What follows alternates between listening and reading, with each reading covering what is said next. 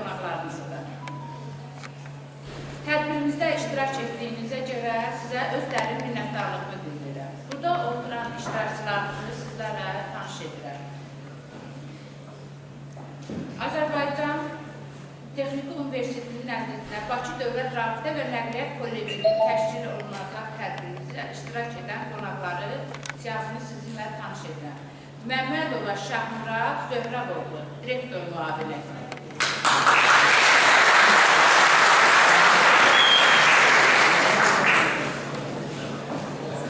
Elşad Mübəşirov, Azərbaycan Respublikasının Prezidenti yanında Dövlət Agentliyinin professoru.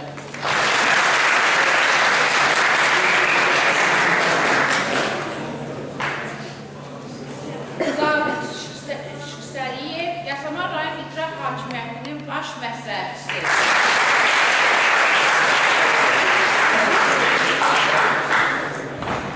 Xəqani Orucov, Yasamal rayon İcra Hakimiyyətinin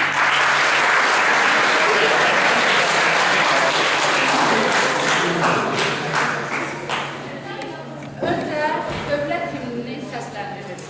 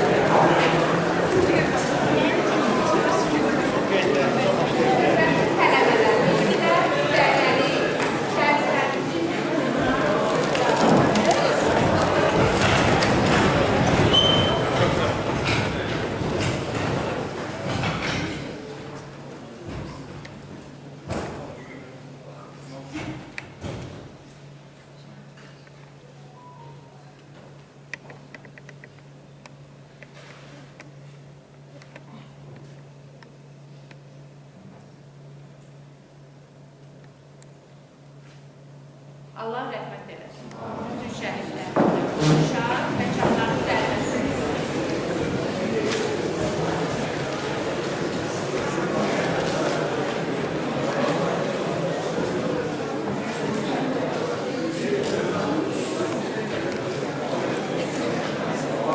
Sakitliyə riayət edək. Hörmətli qonaqlar, sizləri salamlayıram. Hər birinizi tədbirimizdə iştirak etdiyiniz üçün minnətdarlığımı bildirirəm. Nəzərinizə çatdırmaq istərdim ki, Dayaq Sosial Maarifləndirmə İctimai Birliyi Azərbaycan Respublikası qeyri-hökumət təşkilatlarının Dövlət Dəstəyi Agentliyinin maliyyət dəstəyi ilə sosial siyasətdə ictimai təşəbbüslər layihəsini həyata keçirməkdəyik. Layihə haqqında qısa olaraq biraz məlumat vermək istəyirəm. Layihəmizin əsas məqsədi hökumətin həyata keçirdiyi sosial siyasətin vətəndaşlar arasında təbliği yöndə ictimai rolun artırılmasından ibarətdir. Azərbaycanda həyata keçirilən sosial siyasət ölkə vətəndaşlarının rifah halının yüksəldilməsi ilə bağlı davamlı dövlət proqramları uğurla icra olunur. Pensiya, müavinət və digər ödənilərlə yanaşı məşğulluq probleminin həlli istiqamətində atılan addımlar həyata keçirilən özünə məşğulluq proqramları vasitəsilə bir çox vətəndaş şəxsi biznesini quraraq sosial öhdəliyini qarşılayır. Bu proqramlar vasitəsilə vətəndaşlara göstərilən diqqət, eləcə də sosial siyasətin uğurlu icrası bir sıra hallarda anti-Azərbaycan qüvvələri tərəfindən yanlış istiqamətdə cəmiyyətə ötürülür. Bunun nəticəsi də sosial siyasətə kölgə salınır.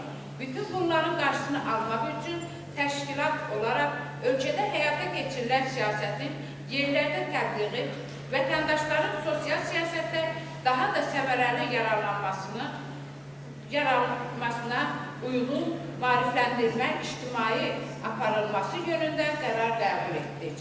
Prezident Cənab İlham Əliyevin uğurlu sosial islahatlar proqramının əsas hədəfləri vətəndaşların rifah hallarının yüksəldilməsidir. Bugün ölkədə sosial xidmətlərin innovativ yanaşmalar, müasir texnologiyalar üzərində qurulması, sosial sahədə vətəndaşların şəffaf, çevik, keyfiyyətli, əlçatan vətəndaşlar məmnunluğuna uyğun xidmətlər sisteminin qurulması prioritet sahələrindəndir. Bu istiqamətdə DOST konsepsiyasının davamı olaraq sosial xidmətlərin geniş miqyasları elektronlaşdırılması 2019-cu ilin əvvəlində sosial ödənişlərin elektron sistem üzərində proaktiv təyinatı mexanizmləri həmin il ölkənin sosial reyestri elan olunan portalı 2020-ci ildə fərdi hesabların proaktiv şəkildə açılması, xidməti 2022-ci ildə əmək və məşğulluq alt sistemi işə salınır. Təcrübə və təşkilata edilən müraciətlər isə onu deməyə əsas verir ki, hələ də vətəndaşlar yaradılan bu imkanlardan səmərəli istifadə edə bilmir.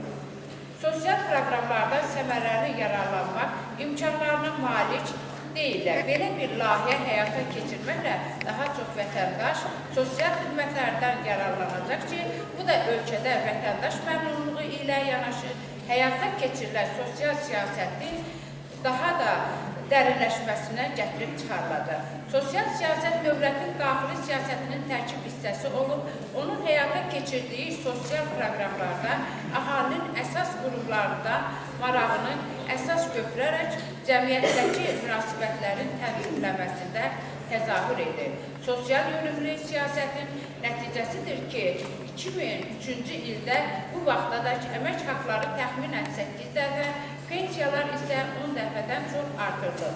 Yeni iş yerlərinin açılması, məşğulluq imkanlarından genişlənməsi nəticəsində əhalinin işsizlik göstəricisi 5% edir. Son 16 ildə ölkəmizdə 2 milyondan çox yeni iş yerləri yaradılıb. Ötən ildə ölkəmizdə 2 milyondan çox yeni iş yerləri yaradılıb. Beynəlxalq Təminat Assosiyalı tərəfindən 20 ölkədən 76 sosial layihənin iştirak etdiyi müsabiqənin nəticəsində əsasən Əmək və Əhalinin Sosial Müdafiəsi Nazirliyinin ünvanlı dövlət sosial yardımı üzrə elektron sisteminin xüsusi mükafata layiq görülməsi də məhz bu sahədə şəffaf elektron sisteminin qurulmasının nəticəsi idi. Layihə bitdikdən sonra təşkilat öz daxili imkanlarına istifadə edib, layihə çərçivəsində əldə olunan təcrübədən istifadə edəcək və TVEY verilişlərinin saytlarının, kütlə informasiyalı saytlarının geniş yayımını həyata keçirəcək. Bununla yanaşı informasiya saytlarının da layihə iştirakçıları qazandığı təcrübə ilə digər bu kimi layihələrin reallaşmasında fəal rol oynayacaqlar. Layihənin icrası nəzərdə 5 dəfə vətəndaşlarla Yasamal rayonunda görüşlər olunacaqdır. İctimai rolun artırılması, belə bir layihə həyata keçirməklə sosial yardımı ehtiyacı olan insanlara dəstək göstərmək, sosial ehtiyacı insanlara diqqəti daha da artıracaq. Bakı şəhərində belə bir layihənin həyata keçirilməsi, hökumətin həyata keçirildiyi sosial siyasətdə ictimai rolu artıracaqdır. Kivlərdə və sosial şəbəkələrdə həyata keçirilən təbliğat vasitəsilə problemin aktuallığı gündəmə gətiriləcək. Bu da sosial problemlərin həllində öz müsbət təsirini göstərmiş olacaq. Təşkilat belə bir layihə həyata keçirməklə problemin aktuallığına diqqət artıracaq və layihə dövründə bu istiqamətdə sosial siyasət sahəsində gənclərin sosial sahədə proqramlarından yararlanacaqlar ki, bu da ölkədə vətəndaş məmnunluğu ilə yanaşı həyata keçirilən sosial siyasətin daha da dərinləşməsinə gətirib çıxaracaq. Layihənin əsas məqsədi sosial sahədə xidmət çərçivəsində hökumətin gördüyü işləri təbliğ etmək və gənclər arasında sosial xidmət mədəniyyətin genişləndirilməsini təmin etməkdən ibarətdir. Hörmətli tələbələr, mən indi sözü verirəm hörmətli Şahmurad müəllimə, rektorun adını.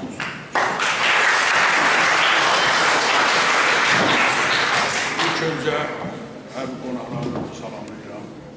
Kocaman təhsil ocağı olan Azərbaycan Texnik Universiteti nəzdində Bakı Dövlət Rabitə və Nəqliyyat Kollecində. Hörmətli tələbələr, əziz müəllimlər, hörmətli qonaqlar. Bugün sizin qarşınızda çıxış edən DAYAK, deməli, Sosial Maarifləndirmə İctimai Birliyinin sədri Hicran xanım Gülməmməd. Nədir məqsəd? Yəni, bizim dövlətin, hökumətin həyata keçirdiyi sosial baxımlı sahələrdə gənclər arasında, tələbələr arasında, müxtəlif müəssisələrdə maarifləndirici xarakter söhbətlər var. Və bugün bura təşkil olurlar.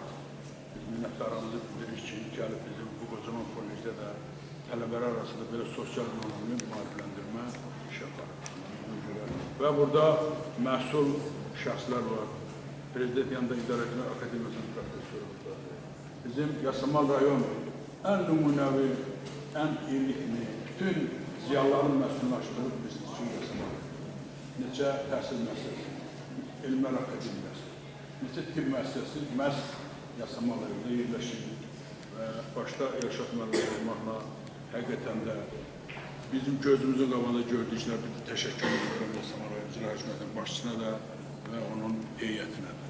Bugünkü gündə gəlirlər bizlə, bax bu yönümdə, bu səvkidə tələbələrlə, əlbəttə tələbələrin asudə vaxtlarının səmərəli keçirməsi, onları müxtəlif yönlü, özünüz bilirsiniz, peşələrdən, müxtəlif dini cərəyanlardan yayındırmaq üçün belə söhbətlər, belə sosial maarifləndirimizə bizim ehtiyacımız var. Hər bir gəncin ehtiyacı var. Bilirsiniz ki, ölkəmizdə müxtəlif dini cərəyanlar var. Gəncləri müxtəlif yola çəkirlər. Bax, gözüm hələ Qarabağ müharibəsi, başa 44 gün müharibədən əvvəl bizim nə mənəvi haqqımız var idi? Bizim gənclər gedirdi Suriyada, Ərəbistanda, İraqda, hələ torbalarımız 20% işğal altında idi. Nə amal uğrunda vuruşurdu, hələ bu da bizim analarımız, bacılarımız, oğullarımız düşərgələrdə, İraqda, Suriyada. Bəli, bu maarifləndirici xarakterli söhbətin aparılması həm gənclərin ruhuna uyğun, onların ruhunu təmizləyir, həm onların gələcəkdə işlə təmin olunması, iş yerlərinin açılması və bizim başda da Müzəffər Ali Başkomandanın bilavasitə göstərişi sayəsində bu səvkidə hər yerdə işlər gedir. Biz bu maarifləndirici xarici arasında onların işlə təmin edilməsi, sosial məsələlərin həll olunmasında özünüz bilirsiniz ki, hələ müharibə dövründə Azərbaycan xalqı, Azərbaycan milləti və o şərəfli qələbədən sonra, yəni 200 il ərzində bilirsiniz ki, Azərbaycan dövləti, Azərbaycan milləti mənfur düşmənlərə qalib gəlməmişdir. Məhz Müzəffər Ali Başkomandanın dəmir yumruğu, o 3000 şəhidin canı, qanı, cismi bahasına və bizim qazilərin o cümlədən də vəhdət, Azərbaycan xalqının birliyi, vəhdət sayəsində biz buna nail olduq. Əziz gənclər, siz gələcək sizindir. gələcək. Bilirsiniz ki, Bakı Dövlət Rabitə Nəqliyyat Kollecinin məzunu Kosmosun Fatihi Kərim Kərimovdur. Təsəvvür elə. Kosmosun SSR dövlətində Kərim Kərimov məhz bax bu kollecin məzunudur. Siz gələcəkdə əlbəttə sizdən də nazirlər olacaq, müəssisə rəhbəri olacaq, rabitə sahəsi olsun, kompüter sahəsi olsun, istər nəqliyyat sahəsi olsun. Əlbəttə ki, bizim dövlət qayğı göstərir, bizim hökumətin siyasəti bu səpkidə sizin üçündür, sizin gələcəyiniz üçündür. Müxtəlif o çirkin əməllərdən əl çəkən, bəzi bilirsiniz ki, bir də narkotika, narkomaniya başlanıb gedir. Bunun qarşısını almaq məsələsində, təsir edici qüvvələrin qarşısını almaq məsələsində mən bir daha minnətdarlığımı bildirirəm sizə, gələn qonaqlarda da ki, bu qocaman 90 yaşı tamam oldu bizim Rabitə və Nəqliyyat Kolleci. Qocaman bir təhsil ocağıdır. Bizim burada Karpin müəllimlərimiz var, bizim savadlı, bilikli tələbələrimiz var, indi yəqin də onlardan da sözün dəyin olacaq. Təmiz, deyir, hər bir müəssisəyə təhsil müəssisəsinə girəcəkdən bilinir ki, orada necə, sağ olsun Bəxtiyar müəllim də bizim kollecində bu şəraiti yaradır bizdə. Hər bir şərait var. Əlbəttə ki, cənab prezidentin göstərişi ilə dövlət proqramında yüksək səviyyədə təmin olunub və sizin ixtiyarınızda. Bir daha sizə təşəkkürümü bildirirəm. Bu qədər. Sağ olun.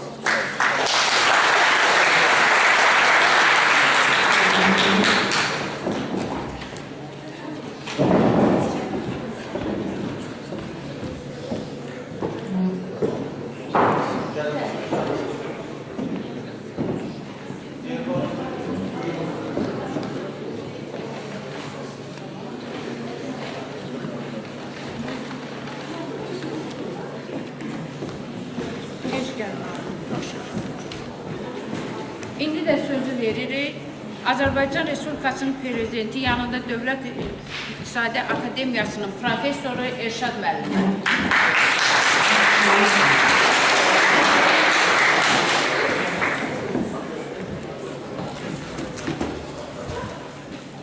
Çox sağ olun. Əziz tələbələr, hörmətli tədbir işçiləri, hər birinizi iştirakçıları, üzr istəyirəm, hər birinizi salamlayıram və hər şeydən öncə qeyd etmək istəyirəm ki, DAYAX Sosial Maarifləndirmə İctimai Birliyinin bugün təşkil etdiyi tədbir çox vacib bir məsələyə həsr olunubdur. Sosial siyasətdə ictimai rəy. Sosial siyasət dövlət tərəfindən, qeyri-dövlət institutları tərəfindən, əhalinin adından da bəlli olduğu kimi, sosial vəziyyətinin yaxşılaşdırılması istiqamətində sosial tədbirlərin həyata keçirilməsi üçün kompleks fəaliyyətinə deyilir. Və bugün biz çox böyük fərəh hissi ilə qeyd edə bilərik ki, Azərbaycan dövləti dünyada mövcud olan çox az sayılı sosial dövlətlərdəndir. Xatırlatmaq istəyirəm ki, sosial dövlət ideyası Avropada meydana gəlir. Və Avropada sosial dövlət ideyası meydana atılan zaman, onun ətrafında müxtəlif hərəkatlar, müxtəlif diskusiyalar təşkil olunduğu zaman hakimiyyətlə cəmiyyət üzvləri arasında çox ciddi ziddiyyətlər mövcuddur.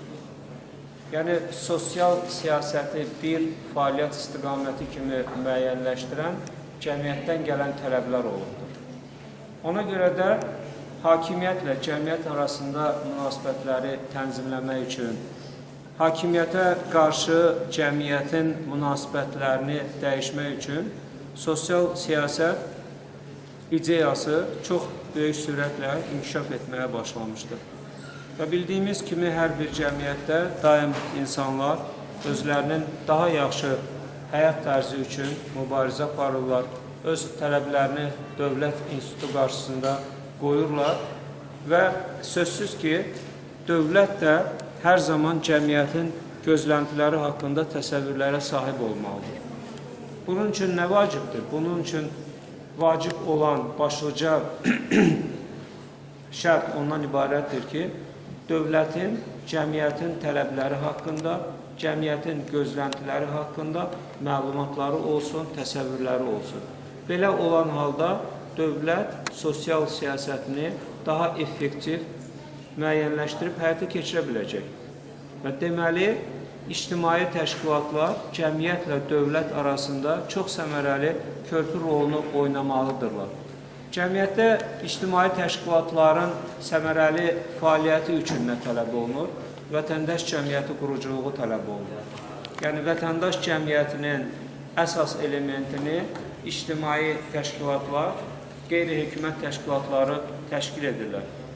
Yenə də fəxr hissi ilə qeyd edə bilərik ki, Azərbaycan cəmiyyətində vətəndaş cəmiyyəti institutları çox sərbəst şəkildə fəaliyyət göstərirlər və bu günləri Dayaq Sosial Maarifləndirmə İctimai Birliyi gördüyünüz kimi belə vacib bir tədbir təşkil edibdir. Dövlətin dəstəyi ilə bu tədbir ərsəyə gəlib və keçirilməkdədir. Və ictimai rəy dövlətin sosial siyasətinə birbaşa təsir etmək gücündədir. Yəqin ki, çoxlarınız eşitmişsiniz, tanınmış mütəfəkkirlərdən biri olan Aristotelin politika əsəri var, yəni siyasət əsəri var. O əsərdə Aristotel qeyd edir ki, dövlət təkcə idarə etmə üçün yaradılmış institut deyil. Dövlət həm də vətəndaşların həyatını təmin etmək üçün, onların xoşbəxtliyini təmin etmək üçün fəaliyyət göstərən bir institutdur. Və dövlət vətəndaşın rifahını necə təmin edir? Həyata keçirdiyi sosial siyasət vasitəsilə. Ona görə də ictimai təşkilatlar cəmiyyət üzvləri ilə dövlət idarə etmə orqanları arasında bir körpü yaratmaqla cəmiyyətin istəklərini dövlət institutlarına çatdırırlar. Bu zaman ictimai rəy sorğuları keçirilə bilər. Cəmiyyət üzvləri arasında sadəcə olaraq söhbətlər aparıla bilər, onların baxışları, onların konsepsiyaları öyrənilə bilər. Yəni, ictimai rəy nədir? İctimai rəy cəmiyyət üzvlərinin baxışlarıdır, fikirləridir, onların konsepsiyalarıdır. Və bu baxışları, təsəvvürləri öyrənmək üçün də cəmiyyət üzvləri ilə iş aparmaq lazımdır. Baxın, siz burada toplaşmışsınız, indi kimin diqqəti danışanlardadırsa, onlar mütləq şəkildə istər-istəməz düşünəcəkdir ki, mənim dövlətdən gözlədiyim nədir? Mən həyatımı yaxşılaşdırmaq üçün nə etmək istəyirəm və dövlət mənə hansı dəstəyi edə bilər? Bax, bu zaman siz öz fikirlərinizi ifadə etməyi bacarırsınızsa, lazımı vasitə ilə, lazımı instansiyalara çatdıra bilirsinizsə, bu artıq ictimai rəydir. Və dövlət də o zaman, bax, bu ictimai təsəvvürləri, ictimai rəyi nəzərə alaraq öz sosial siyasətini formalaşdırır. Onu korrektə edir. Sizin gözləntilərinizə uyğun səviyyəyə gətirir, formaya gətirir və bu zamanda cəmiyyət dövlətindən razı qalır. Yəni, cəmiyyət dövlət münasibətində bax, bu cür tənzimlənir. Həmişə hansı cəmiyyətlərdə inqilablar olur, ixtişaşlar olur? O cəmiyyətdə ki, dövlət cəmiyyətin gözləntilərinə uyğun siyasət həyata keçirə bilmir. Cəmiyyətin əsas gözləntisi nədən ibarət olur? Ondan ibarət olur ki, onun həyat şəraitinin yaxşılaşdırılması üçün dövlət təsirli addımlar atsın. İngilis iqtisadçısı, həm də mütəfəkkiri Francis Bacon var. Bəlkə də adını duymuşsunuz. O deyirdi ki, cəmiyyətdə həmişə acıların sayı qədər inqilabçılar var. Və sosial siyasət uğurlu həyata keçiriləndə cəmiyyətdə acılar olmur. Deməli, cəmiyyət üzvləri dövlətdən razı qalır. Bu baxımdan da, baxın, Azərbaycan Prezidenti Cənab İlham Əliyev hansı ifadəni işlədir? Deyibdir ki, mənim fəaliyyətinin mərkəzində Azərbaycan vətəndaşı dayanır. Azərbaycan vətəndaşının rifahı dayanır. Yəni, bununla da ölkə başçısı sosial siyasətə münasibətini çox gözəl, çox aydın ifadə etmiş olur. Yəni ki, ölkə prezidentinin fəaliyyətinin prioriteti, başlıca vektoru Azərbaycan vətəndaşının rifahının təmin edilməsinə yönəlibdir. Və təsadüfi deyil ki, hər şeydən öncə dövlətin sosial siyasət istiqamətində atdığı praktiki addımların kökündə çox vacib, işlək konsepsiyalar dayanmaqdadır. Və bu konsepsiyalarda hazırlananda mütləq şəkildə sizlərin nəyi nəzərə alınır, sizlərin baxışları nəzərə alınır. Və ümumiyyətlə qeyd etmək lazımdır ki, ictimai rəyə söykənən dövlət siyasətinin ölkəmizdə həyata keçirilməsinin əsasını Ulu Öndər Heydər Əliyev hakimiyyətə gəldiyi ilk vaxtlardan qoymuş oldu. Məsələn, bir nümunə deyəcəm, bəlkə də heç bu barədə düşünməmisiniz. 1995-ci ildə müstəqil Azərbaycan Respublikasının ilk konstitusiyası qəbul olundu. O konstitusiya necə qəbul olundu? Siz çox gəncsiniz, xatırlamırsınız. Amma biz çox yaxşı xatırlayırıq ki, ictimai müzakirəyə buraxıldı. Cəmiyyət üzvlərinin rəyi öyrənildi və o konstitusiyada bunlar öz ifadəsini tapdı. Görürsünüzmü, Ulu Öndər sizlərin, bizlərin, cəmiyyət üzvlərinin fikrinə, baxışlarına, yanaşmalarına necə böyük önəm veribdir. Və bugün də Azərbaycan Prezidenti bizlərin istəkləri əsasında özünün sosial konsepsiyasını hazırlayıb həyata keçirir. Deməli, bizləri düşünür, bizim rifahımızı düşünür, bizim təhsilimizi, səhiyyəmizi, sosial siyasətin bir sözlə əhatə etdiyi bütün məqamları düşünür. Ona görə də çox danışıb vaxtınızı almaq istəmirəm, mövzu ətrafında çox danışmaq olar. Hesab edirəm ki, Hicran xanımın bugünkü tədbiri çox vacib məsələ ətrafında müzakirələri təmin etməkdədir. Mənə çox maraqlı olardı bizim gənclərimizin də baxışlarını biz burada dinləyək və Hicran xanıma da bundan sonraki elə sosial maarifləndirmə çox vacib məsələdir.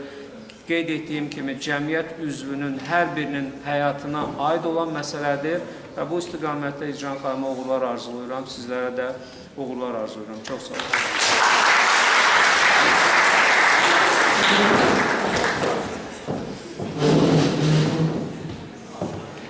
Çox sağ ol, Elşad müəllim, sizə öz minnətdarlığımı bildirirəm.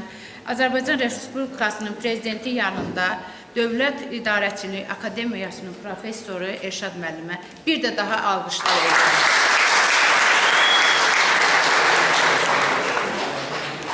Yasamal rayonu İcra Hakimiyyətinin məsləhətçisi Cavid müəllimə söz verir.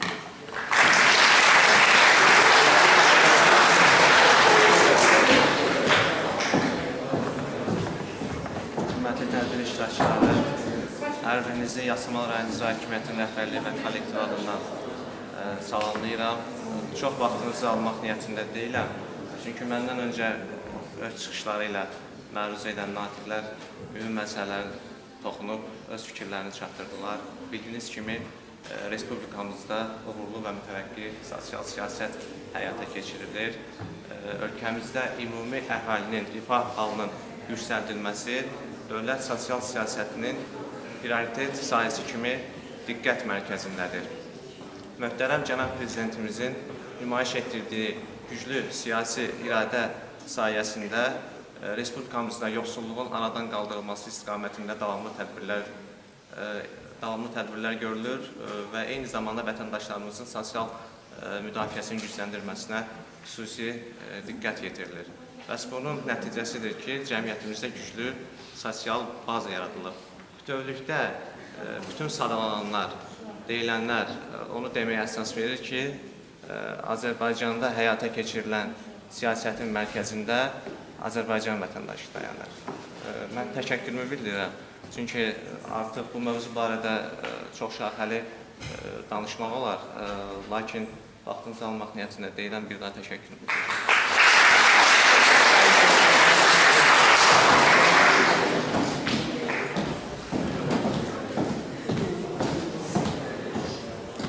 İndi də sözü verirəm layihənin eksperti Gövhər xanıma.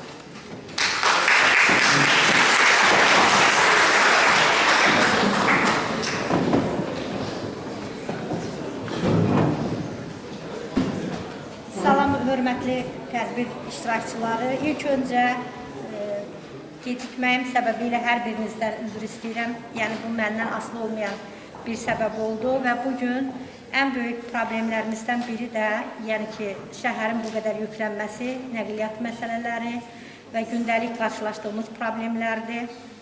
Bu səbəbdən mən bu məclisə gecikdim. Gecikmək istəməzdim. Hər birinizdən üzr istəyirəm. Və bugün burada toplandığınız üçün əziz tələbələrimiz, gənclərimiz, sizə öz təşəkkürümü bildirirəm. Dayaq İctimai Birliyi adından, hörmətli münsiflər heyəti adından və bir məsələyə aydınlıq gətirmək istəyirəm ki, yəni gənc olaraq, gənc nəsil olaraq biz sizdən çox şeyləri gözləyirik. Nələri gözləyirik? Yəni bugünə qədər dövlətin apardığı bütün siyasi xətt məsələləri, bütün daxili və xarici siyasəti, hər bir şeyi dövlətimizin gələcəyi üçün, dövlətimizin inkişafı üçün və təbii ki, onun ən dəyərlisi olan vətəndaşların rifahı naminə yönləndirilmişdir. Və nəzərinizə çatdırmaq istəyirəm ki, bu il, 2025-ci il suverenlik və konstitusiya ilidir. Hörmətli Rəşad müəllim də konstitusiyamızı qeyd elədi. 1995-ci ildə təbii ki, referendum keçirilərək bütün əhalinin rəyi nəzərə alınaraq Azərbaycan Respublikasının konstitusiyası yenidən qəbul edilmişdir. Və biz bilirik ki, Azərbaycan Respublikası unitar dövlətdir. Və dövlətin əsas xətt siyasəti bugün onun sosial siyasətidir. Sosial siyasət isə kimlər üzərində qurulmuşdur? Təbii ki, sosial cəmiyyət üzərində qurulmuşdur və cəmiyyətin əsas özəyi olan onun gəncləri və az təminatlı əhalisinin rifahı naminə yönləndirilmişdir. Yəni, burada bir sosial maarifləndirmə platforması olaraq Dayaq İctimai Birliyinin məqsədi nədir? Məqsədi bu cür auditoriyalarda siz gəncləri toplayıb, onlara demək, maarifləndirmə yönündədir bu xətt. Bunun əsas məqsədidir, Dayaq İctimai Birliyi. Sizləri maarifləndirmək. Bir gənc nəsil olaraq, yəni təhsil alırsınız, bugün sizin təhsiliniz nəyə söykənmişdir? Yəni, dövlətin apardığı həmin o sosial müdafiə, sosial təminata söykənmişdir ki, Azərbaycan vətəndaşı olaraq hər bir vətəndaş pulsuz, orta və ümumi təhsil almalıdır. Və bundan sonra isə artıq rəqabətli təhsil sistemi yönləndirilir. Rəqabətli təhsil sistemi nədir? Hər kəsin bilik və bacarığına görə və dövlətin ayırdığı müəyyən hissələr var ki, yəni bunu qazanmaq uğrunda hər bir tələbə, hər bir gənc mübarizə var ki, yəni dövlətin təbii ki, ödənişsiz təhsil sistemi də var, ödənişli təhsil hissəsi də var. Və bundan əlavə gələcəkdə iş yerlərinin açılması, bugün ən böyük qlobal problemlərdən biri də tək Azərbaycan dövləti olaraq bu problem tək bizdə deyil. Bu bütün dünyanın problemidir, işsizlik problemi. Və dövlətin apardığı əsas siyasətdən biri də yeni iş yerlərinin açılmasıdır. Və bugün əsas məsələ, əziz gənclər, sizin hər biriniz texniki kollec olaraq müəyyən sahələrdə ixtisaslar qazanırsınız. Və təbii ki, hər bir kəsin planı var ki, gələcəkdə harada işləməlidir, harada çalışmalıdır. Özləri üçün müəyyən, belə deyək ki, artıq yol seçirsiniz. Və təbii ki, bunların içərisində dövlətin sizə dəstəyi var. Birinci növbədə baxın, təhsil sistemində olan kredit məsələsinə toxunaq ki, yəni tələbə kreditlərinin verilməsi və az təminatlı ailələrdən bu kreditdən yararlanma məsələləri var. Mən bunlara, bu incəliklərə niyə toxunuram? Ona görə toxunuram ki, yəni tələbə olaraq, gənc olaraq hər bir kəs öz hüquq və azadlığını bilməlidir. Mən bayaqlar dedim, Azərbaycan Respublikası Demokratik Respublikadır, yəni bütün vətəndaşlarının təhsil alması və dövlətin apardığı bütün siyasətdən, dövlətin apardığı bütün, belə deyək ki, qlobal məsələlərdə həm iştirak eləməlidirlər və həm də ondan yararlanmalıdırlar. Və bir dövlət olaraq onu da nəzərinizə çatdırım ki, biz böyük bir qələbəni daldıq 5 il bundan öncə və təbii ki, 21% torpaqların azad olunması, yeni iş yerlərinin açılması deməkdir. Və o cümlədən dövlət büdcəsində olan vəsaitin o istiqamətə yönləndirilməsi və Azərbaycanlı olaraq hər bir vətəndaş çalışmalıdır ki, Qarabağın dirçəldilməsində öz, belə deyək ki, töhfələrini versin.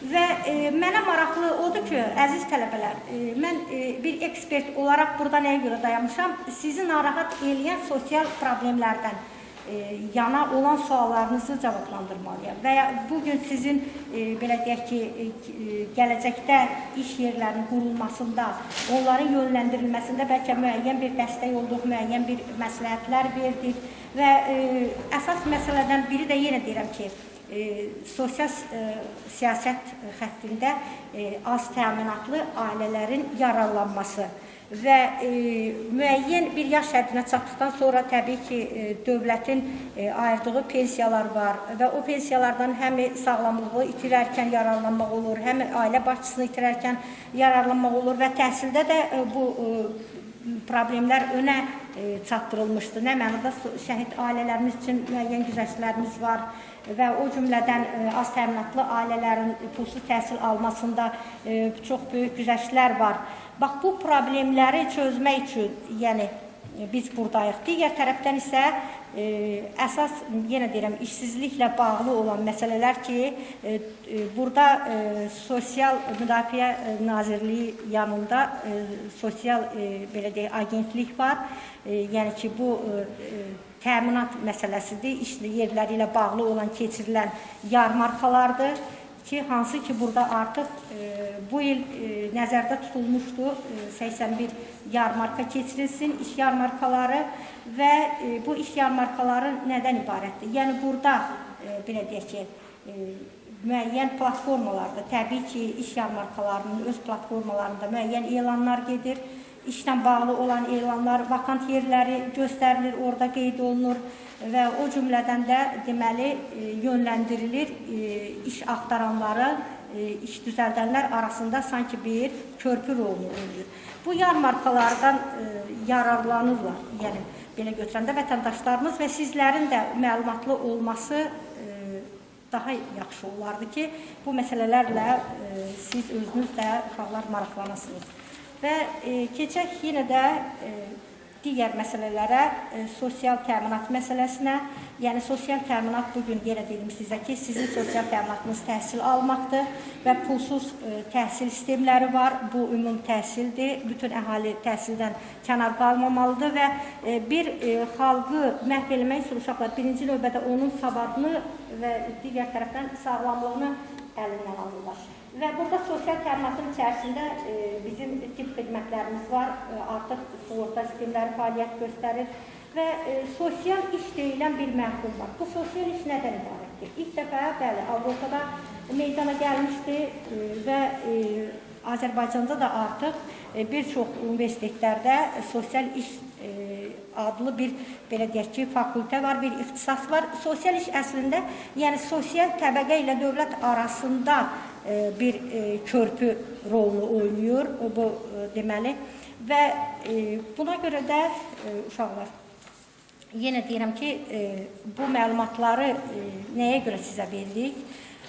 Ona görə veririk ki, dövlətin apardığı sosial siyasəti, cəmiyyətin, siz cəmiyyətdə olan öz sosial statuslarınızı müəyyənləşdirə biləsiniz. Bu qədər, kimin nəsə sualı varsa, buyursun. Vaxtınızı yenə almayaq. Sosial müddətidir, çox sağ olun, təşəkkür edirik ki, imtahan proseslərindən biraz vaxt tapın. Buyurun olun. Əvvəla tədbir işləşdirməyi sağlayıram və sizə belə bir tədbir işləşdirmək göstərdiyiniz üçün təşəkkürlərinizi edirəm. Ruslan Aslanov, Nəqliyyat Vasitələrinin İstismarı Fakültəsi 2-ci kursu. Özüm elmlə və elmin inkişafı ilə bağlı müəyyən addımlar atmağa çalışıram və həmçinin də elmi gələcəkdə Azərbaycana töhfə vermək istəyirəm.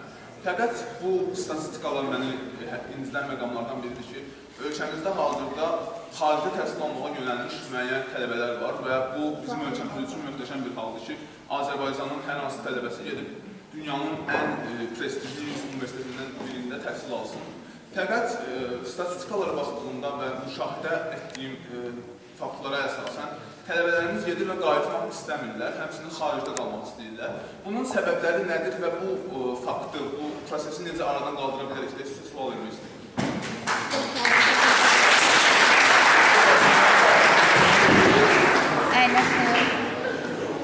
Çox sağ olun.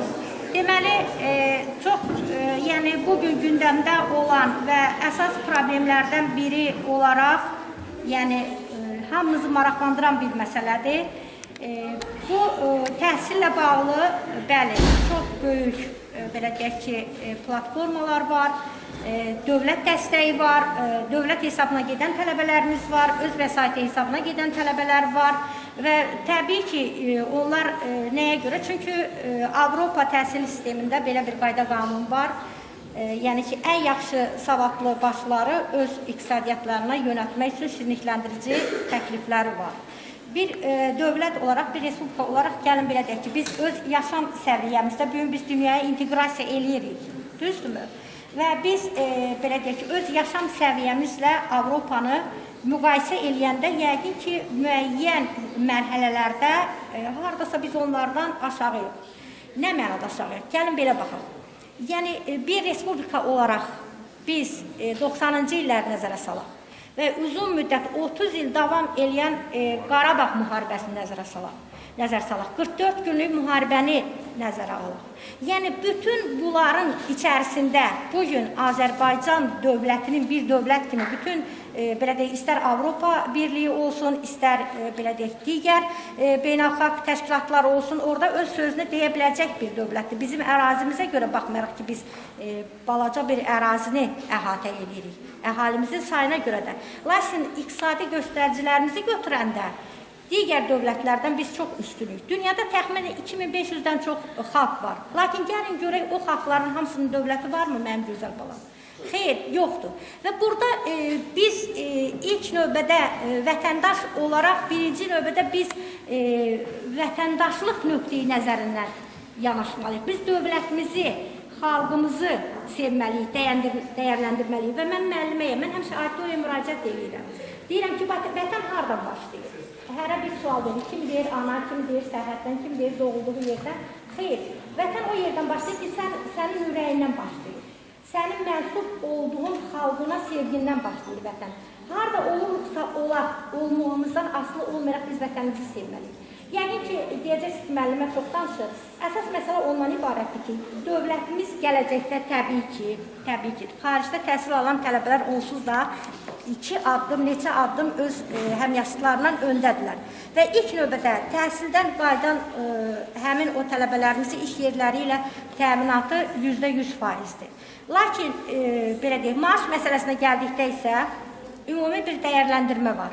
Yəni, dövlətin qoyduğu konkret hər sistem üçün müəyyən maaşlar var ki, yəni ondan kənara çıxmaq standartlar var, bəli. Ondan kənara çıxmaq qeyri-mümkündür. Tutaq ki, o iş yerlərində Avropada 2000 euro verilirsə, Azərbaycanda haradasa stabil maaş 1000 və yaxud da 800 manat civarında ola bilər. Və yaşam səviyyəmizə görə ortamlama götürəndə o bizi təmin eləyir.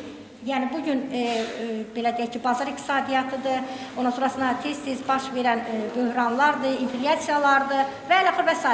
Və Avropada təbii ki, 2000 euro maaş alanın orada yaşam səviyyəsi də yüksəkdir, kommunal xərcləridir və eləxır və s. Bütün onların hamısını nəzərə aldıqsa, biz hər bir şeyi nisbi götürürük.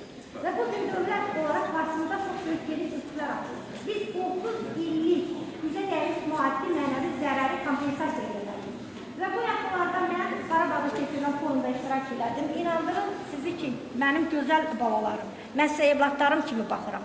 Və mən hər birinizdən xahiş eləyərdim ki, yəni gələcəkdə yaşam üçün, iş yeri üçün həmin o torpaqları nəzərdə götürün. Həmin ilk hədəf üçün oraları götürün. Bugün orada çox böyük quruculuq işlər gedir mənim balam. İlk növbədə, yəni orada yaşa xidmətləri yerində olmalıdır, əhalinin yaşaması üçün, yaşam səviyyəsini göstərmək üçün kommunikasiyalar yerinə gətirilməlidir və çox böyük iş var orada. Təbii ki, bir 10 ildən sonra dövlətimizin apardığı bu siyasət nəticəsində yəqin ki, əhalinin yaşam səviyyəsi yüksəldikcə və hər il bilirsiniz ki, inflyasiya getdikcə maaşlarda müəyyən artımlar da olur. Bütün bunların hamısı nəyə görə əsas götürülür? Yəni, əhalinin əziz-təminatlı təbəqələrinin kompensasiya edilməsi. Bilmirəm, fikrim sizə çatdı, yoxsa yox? Davam edelim. Buyur. Əvvəla bir şey demək istəyirəm. Siz üzr istəyərək bildirəcəm. Əvvəlki cümlələrinizdən birində dediniz ki, bizdə məsələn 800.000 manat maaş, amma Amerikada və yaxud da başqa Avropa ölkələrində 2500 euro və yaxud dollar. Həmin nisbi, buna qənaət etmək istəyirəm. Keçən dəfə bir şey hesablayırdım statistik olaraq. Azərbaycanda hər hansı bir tələbənin aldığı stipendiya vasitəsilə teatra və ya da kinoya getmək üçün tələb edilən maaş, yəni ödəniş miqdarı həmin ortalama bir tələbənin stipendiyasının hardasa 30-35%-nə təşabül edir. Hansı ki, kino bileti alınacaq, sonra kinodan hər hansı bir popcorn yeyiləcək və s. Amma bəzən bu Avropa ölkələrində 10-15%-nə təşabül edir. Yəni, Avropa ölkəsində bir tələbə öz aldığı stipendiya ilə 10 dəfə kinoya gedə bilirsə, bizdə zəmin 3 dəfə gedə bilir. Yəni, bu əslində heç ürək açan bir statistika deyil. Bunu sadəcə bildirmək istəyirəm.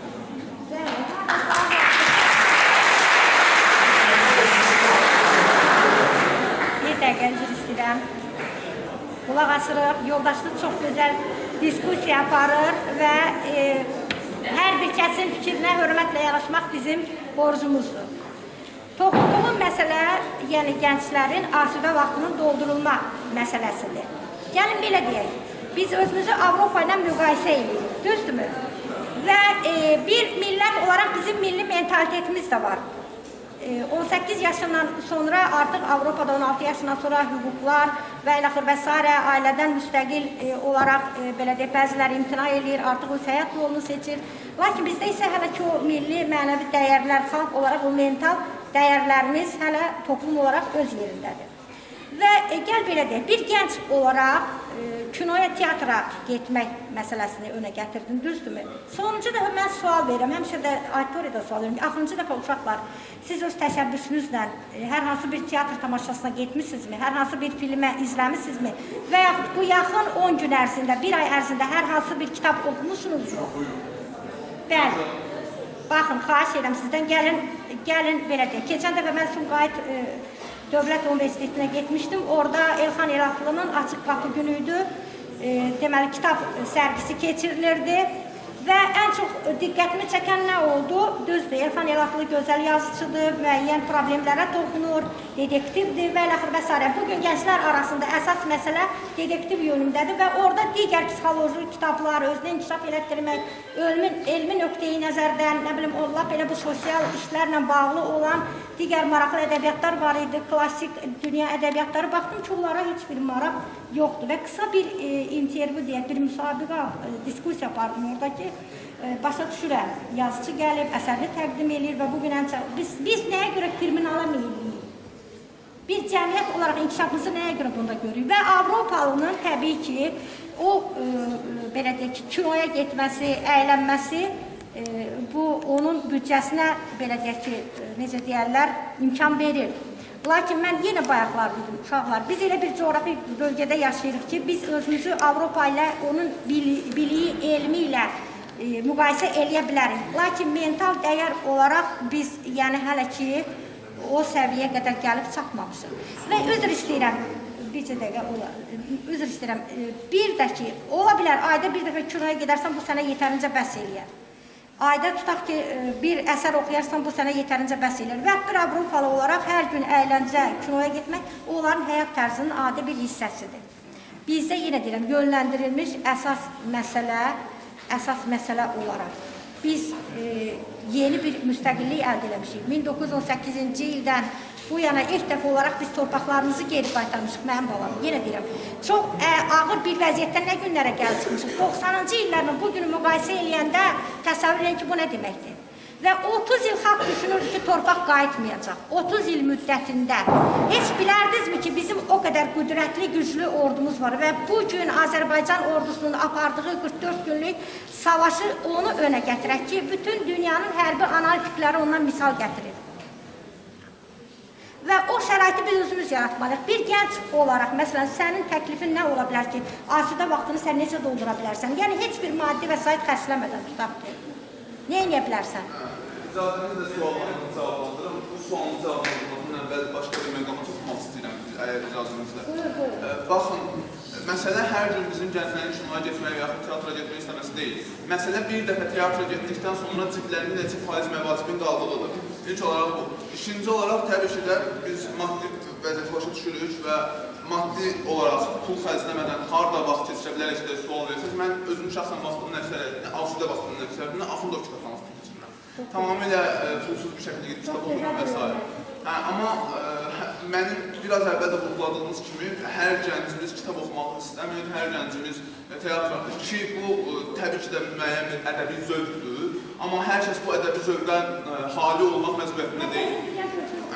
Buna görə də onların gənclərin sosiallaşması üçün gələkən şeylər, hansı ki bir konsertdir, bir kinodur, bir teatrdır, ən azından alınan stipendiyaların müəyyən miqdarı onları qarşılasaydı, gənclər daha yaxşı bir şəkildə sosiallaşa bilərdilər. Mən bu irad olaraq bildirmədim, sadəcə öz şərhimi verərək tamamlamışım. Bir aydınlıqda mən gətirim. Avropa gəncliyi ilə müqayisə eləyəndə mən yenə deyirəm müəlliməyəm və mənim auditoriyam genişdir, müşahidə qabiliyyətim çoxdur. Hər gün auditoriya ilə təmasdayam, tələbələrlə, gənclərlə və məni ən çox narahat edən bir məsələ də nədir? Bizdə geyim problemidir. Bizdə ən böyük qlobal problemlərdən biri də budur ki, əlavə xərcləri tutaq ki, geyimdir, digər başqa bir şeylərə, telefon, aksesuarlar və ilə və s. O Avropa gənci o şeylərə fikir vermir. O adi bir köynəklə tutaq ki, bir ay ərzində dərsə də gələ bilər. Adi bir ayaqqabı ilə də keçinə bilər. Bizdə isə biraz bu məsələlər qəliz məsələdir. Hər gün, tutaq ki, yeni formada gəlməlidir və və s. Bunları da önə gətirmək lazımdır, mən bana. Fikrim ərazisiz, buyurun. Mən də təşəkkür edirəm. Bilirsiniz ki, mənim 2 evladım var, hər ikisi Avropada təhsil alıb. Biri Avropada işləyir, biri də deyəcəm. Deməli, qızım Fransa Universitetini qurtarıb Montpellier, oğlum yaşayır Lüksemburgda, biz hər yer biz gedirik. Və oğlum aldığı maaşdan çox, mənim qızım Azərbaycanda, Sokarda Müşahidə Şurasındadır, ondan 2 qat yüksək maaş alır. Harada bilir, savad var, istəyir Azərbaycan olsun, istəyir Avropa olsun, istəyir Amerika. Sən ki, o biliyini kapitala çevirirsənsə, düz deyirsən. Kim deyir, mən iş tapıram, kim deyir, deməli, günah yüzündədir. Azərbaycanda birinci savada biliyə önəm verirlər və yüksək maaşla, bunu tam sən məni qəşəng tanırsınız, 25 ildir bu sahədəyəm və məndə də yalan yoxdur və hər bir tələbənin üzünə də mən bilirsiniz ki, baxan müəllimlərdən olmuşum. Mənliyimi, şəxsiyyətimi başqa şeylərə saxlamışam 25 ildə. Niyə? Yoldaşım da müəllim olur, özüm də öz zehnimizlə uşaq hazırlamışıq, dolanmışıq, yəni uşaqlarımız, hər iki evladım da qızıl medal alıb, bilirsiniz. Nədir? Kimin ki, biliyi var mənim əzimə, savadda olansan deyil, maşallah, Allah canıma dəyməsin. Sən hər yerdə iş var, bax, hər yerdə sənə iş var. Kim ki, iş tapmır günahında olur. Bəli. Azərbaycanda maaş, mənim qızım oğlumdan 2 qat çox maaş alır, demək. Təşəkkür ederim.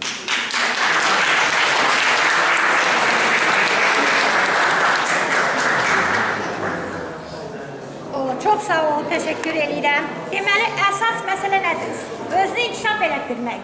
Yəni, bugünkü günün həyatla ayaqlaşmaq üçün sadəcə olaraq biliklərə, peşəyə yiyələnmək lazımdır. Başqa bir atribut yoxdur.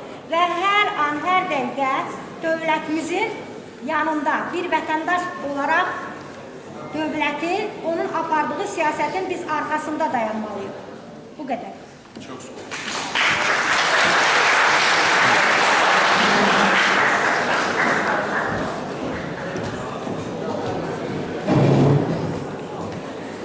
Hörmətli tələbələr, başda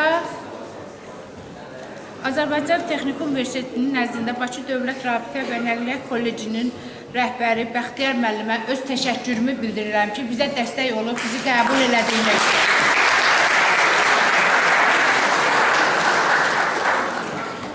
Yasamal rayon icra hakimiyyətinin başçısı Elşad Həsənovun və onun yanında işləyən bütün kollektivinə təşəkkür edirəm ki, hər zaman mənə dəstək verir. Azərbaycan Respublikasının prezidenti yanında Dövlət Dəstəyi Agentliyinin idarəçi direktoru, icraçı direktoru Aygün Əliyevə təşəkkür edirəm ki, hər zaman mənə dəstək verir.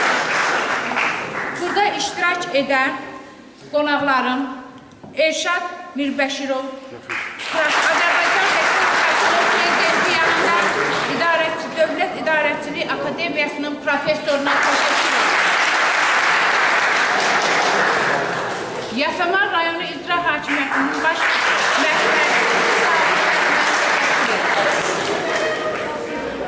Yasamal rayonu icra hakimiyyətinin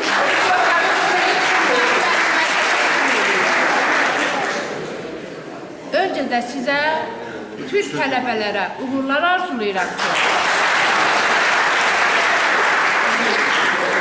hər zaman aktiv olasınız, dövlətimə, millətimə gözəl tələbələr yox, akademiklər olasınız, müəllimlər olasınız. Kimin arzusu həyata keçirməyini arzulayıram.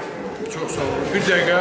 Getməyin, işə keçin. Mən bir daha başda Sosial Maarifləndirmə İctimai Birliyi sədri İcra xanım olmaq, alimiz, professorlar, icra hakimə nümayəndələrinə hər birinə dərin təşəkkürümü bildirirəm ki, gəlib bizim gənclər üçün burada maarifləndirici tədbirdə iştirak elədi və sizdən bir təvəqqüm var, mənim. Siz əksəriyyətiniz bir il məzunlarsınız. Sabah hərəniz bir məsələdə işləyəsiniz, kim ailə sahibi olasınız, dəyər verin. İnsan birinci mənim əzlərim, birinci özünə dəyər vermək. Sonra, bax, indi baxıram burada. Bax, gözünüzə gətirin, bizə görə 3000 balamız, yəni biz yaşlı insanların səhvini düzəltdi, canları, qanlarının bahasına torpaqları aldı. Bax, biz onların hesabına, dəmir yumruğun hesabına bax, burada azad, sərbəst yaşayırıq. Ancaq fikir verir, analar nələr çəkir, analar fəaliyyət qoparır.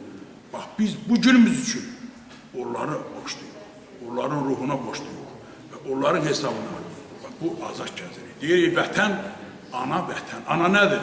Namusumuzdur, qeyrət. Bizim namusumuzu qaytardılar, kimliyimizi qaytardılar, mənliyimizi qaytardılar.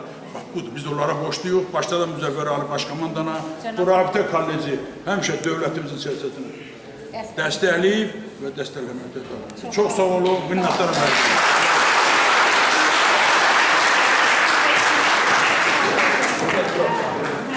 Uşaqlarla bir yerdə şəkil çəkdik. Burada çəkdirik.